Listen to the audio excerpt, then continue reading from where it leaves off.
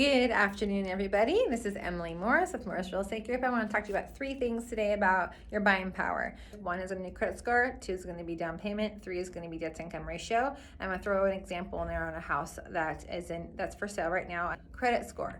If your credit score is below 680, we can still get you qualified. However, you will be paying a little bit more on interest rate. So that does affect your buying power.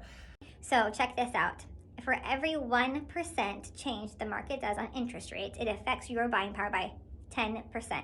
For example, if you are approved for a home at $400,000 at 4%, let's say the rate goes to 5%, you just lost 10% of your buying power. Now, for the same payment you were quoted, you'd have to buy a house at $360. Okay, now the rate is 5%. That's huge. That's the difference of buying a house with 4 bedrooms versus 3 bedrooms. That's in Federal versus Tacoma. So it's a big deal. So your buying power is greater in this lower rate environment. 2 is down payment. It's a myth I want to break. You do not need 20% down to not have mortgage insurance or to buy a house, okay? So here's this beautiful home. Can you see this? Payment of $2,300 a month. If you put 20% down, well, cool, $2,300 a month. Okay, got it, no problem, right? Well, you're like, well, dude, 20% is $90,000. I don't have that. Do you have 5% down? That's $22,000, and that payment is going to be $2,800 a month. Ooh, so that's a lot more, right? It's like $500 more a month. There's this cool thing called buyout mortgage insurance, right? So you can do that, and it costs you about 1.5% to 2% down payment. So your 5% down payment kind of would look more like a 7% down payment. And if you did that, your payment would drop to $2,600 a month. So you're saving about like $65,000 in cash. Is that worth it to you? So you gotta look at those things. But down payment is big. The last thing too is going to be your affordability, just what you guys can afford based on your debt to income ratio.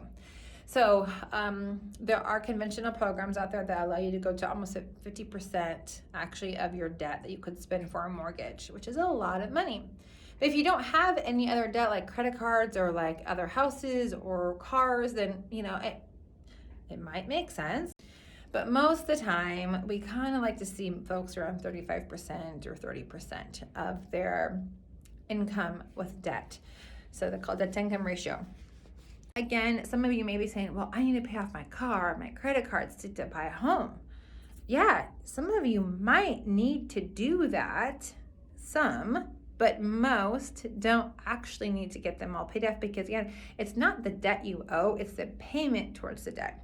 So if you have a $3,000 credit card payment, but it's like $28 a month, like don't pay off $3,000 of your cash to save $20 a month. That's not going to be a difference really in a mortgage for you, right? You have a car payment of like $500 a month or $700 a month. Well, if you didn't have that car payment, you could definitely get probably a bigger home. But again, let's look at your whole situation. Like, where are you today? Where do you want to be? How do we make that happen? And you might be able to make that happen without paying things off. So first, talk to us. We'll get you connected with a lender so they can run the numbers and show you the scenarios. It may make sense for you to wait a year.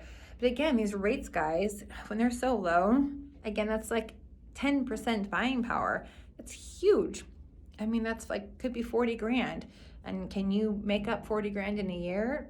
Probably not. So it might make sense just to leap forward now. Rates were 5% just a year and a half ago.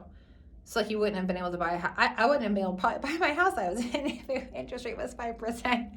So it's a big deal. Okay, if you have a dream, you have a will, we're gonna make a way for you and help you out, make a plan, and work with a lender on that. So let us know if you have any questions. Thanks for listening.